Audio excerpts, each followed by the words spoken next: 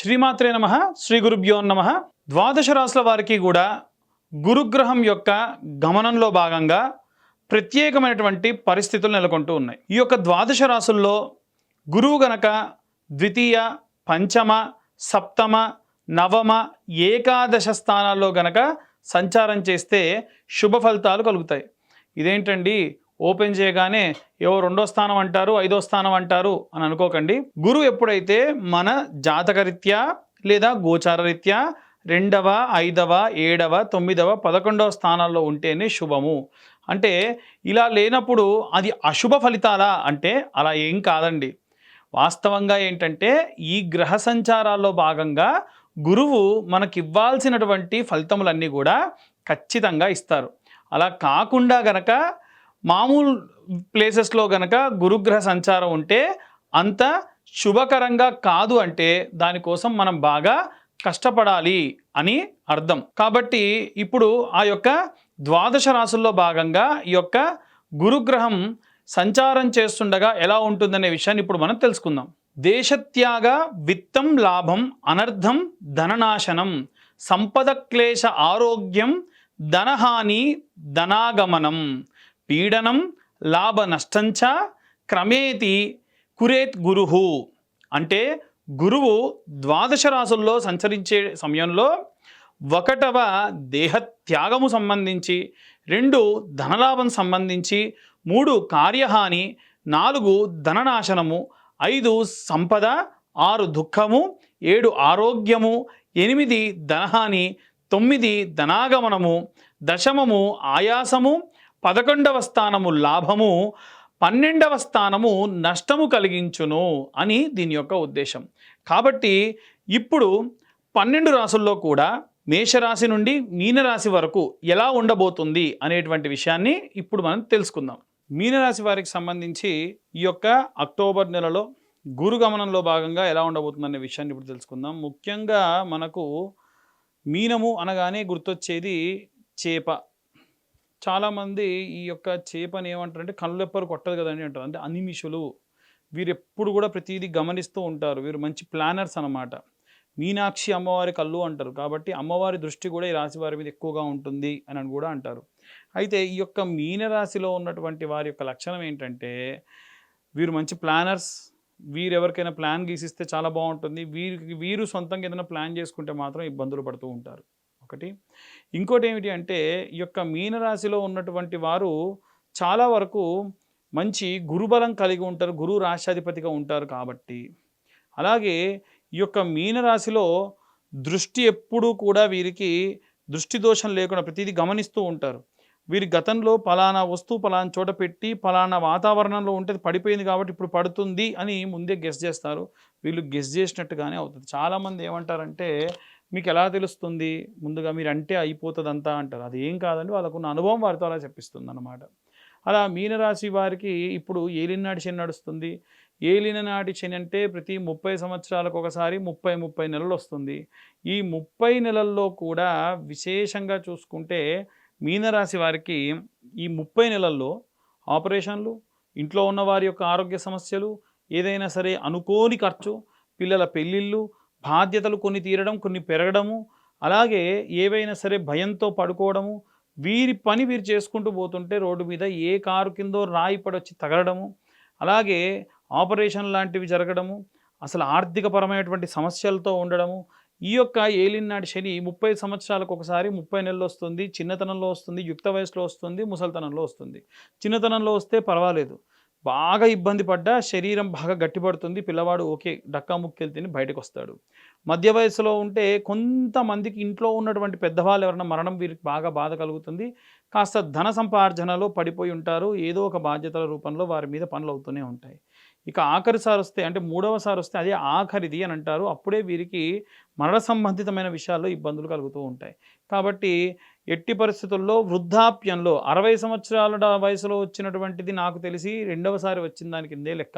ఎప్పుడైతే 60 సంవత్సరాలు దాటి ఒక 70 సంవత్సరాల వయసులో 80 సంవత్సరాల వయసులో ఉన్నటువంటి వారు ఎవరైనా ఉంటే కనుక చాలా జాగ్రత్తగా ఉండండి.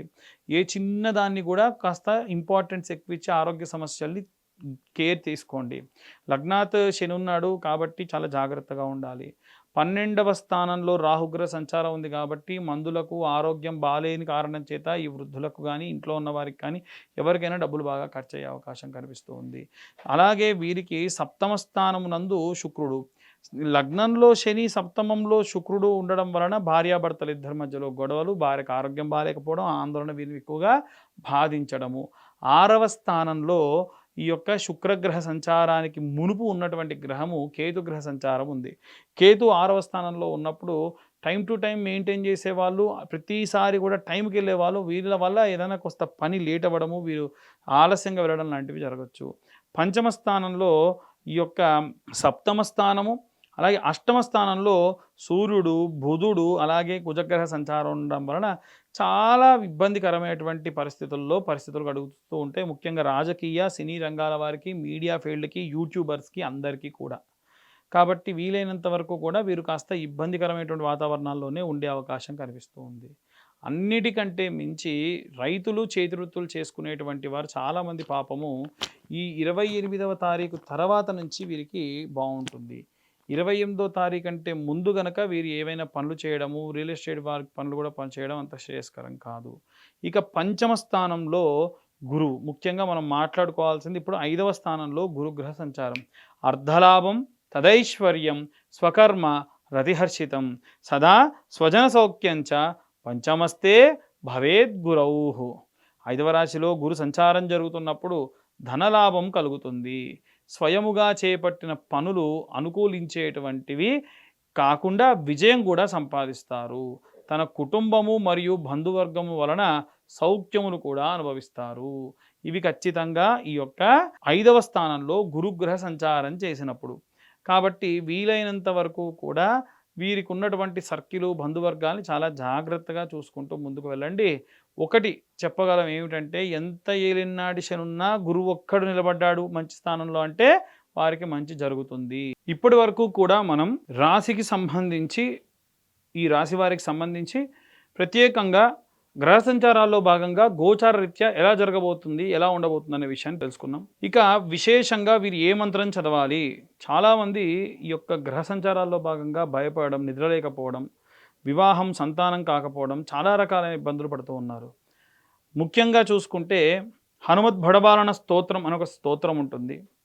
మనకు యూట్యూబ్లో కొడితే వస్తుంది. ఆ స్తోత్రం రోజు ఒక్కసారి విన్నంత మాత్రం చేత విశేష సత్ఫలితాలు పొందవచ్చు. ఈ హనుమద్ బడబాలన స్తోత్రం విశేషంగా రసరాజ్ మహారాజ్ అనేటువంటి ఒక ఆయన పాడారు. చాలా అద్భుతంగా ఉంటుంది. మీరు ఇవాళ రేపు షార్ట్స్లో చూస్తున్నప్పుడు ఓం హం హం హం హను హనుమంత అనేటువంటిది కూడా ఆయనే పాడారు. ఈ ఆంజనేయ స్వామి యొక్క బడబాలన స్తోత్రం విశేష శక్తినిస్తుంది. అలాగే ఈ యొక్క అన్ని రాసుల వారికి సంబంధించి, ఈ రాశి వారే కాకుండా అందరూ కూడా అన్ని వర్గాల వారికి సంబంధించి కూడా చూసుకుంటే విశేషంగా సంతానం లేకపోవడం, వివాహం కాకపోవడం, భార్యాభర్తల మధ్యలో గొడవలు లాంటివి జరుగుతూ ఉన్నాయి. కాబట్టి ఎవరైనా సరే ఈ పరమైన ఇబ్బందులు ఉంటే గనక, అమ్మాయిలకు గనక వివాహం కాకపోతే వరపాశుపతము అనేటువంటి అభిషేకము, హోమము ఉంటుంది. అబ్బాయిలకైతే కన్యాపాశుపతము అనేటువంటి హోమము, అభిషేకం ఉంటుంది. చక్కెరతో అభిషేకం చేస్తారు. అలాగే సంతానం లేని వారి కోసం సంతాన పాశుపతము అనేటువంటి అభిషేకము, హోమము కూడా నిర్వహించడం జరుగుతుంది. ఆరోగ్యం బాలేని వారికి సర్వాంగ పాశుపతము అనేటువంటి హోమం జరుగుతుంది, అభిషేకం జరుగుతుంది.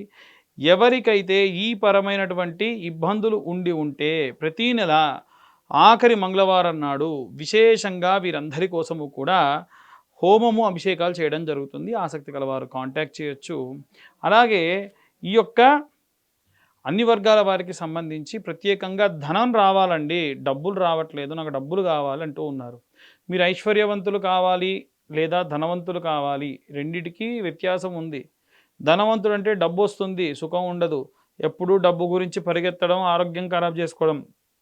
అదే ఐశ్వర్యవంతుడు అంటే సంపాదించిన సంపాదన ఇంటి దాకా రావడం, మన కోసం, మన కుటుంబం కోసం ఖర్చు పెట్టుకోవడం, వీలైనంత వరకు ఒకటికి దానం చేసే పరిస్థితుల్లో ఉండడం, తిన్న తిండి అరగడం, కంటి నిండా నిద్రపోవడం, ఇంట్లో లేదు అన్న పదం లేకుండా ఎప్పుడూ కూడా సంపాదించింది మెండుగా ఉండడం, దినదినాభివృద్ధి చెందుతూ మంచి సంపన్నుడిగా ఉండడం, ఇది ఐశ్వర్యవంతుడి లక్షణం. మనం ఐశ్వర్యవంతులం కావాలి, ధనవంతులు అవ్వాల్సిన అవసరం లేదు. ఐశ్వర్యవంతులు కావాలంటే పోనీ ఏం చేయాలండి అని అడిగేవాళ్ళు చాలామంది ఉంటారు. మనకు లక్ష్మీ అష్టోత్తర శతనామావళి ఉంటుందండి. ఈ లక్ష్మీ అష్టోత్తర శతనామావళి పొద్దున మధ్యాహ్నం సాయంత్రం 6 నెలల పాటు చదవాలి. ఎందుకండి స్తోత్రం ఉంటుందిగా అంటే స్తోత్రం చదవద్దన్న ఉద్దేశం కాదు. కానీ స్తోత్రంలో మనకి ఓం నమః అని ప్రతి ఒక్క మంత్రానికి సంబంధించి ఉండదు.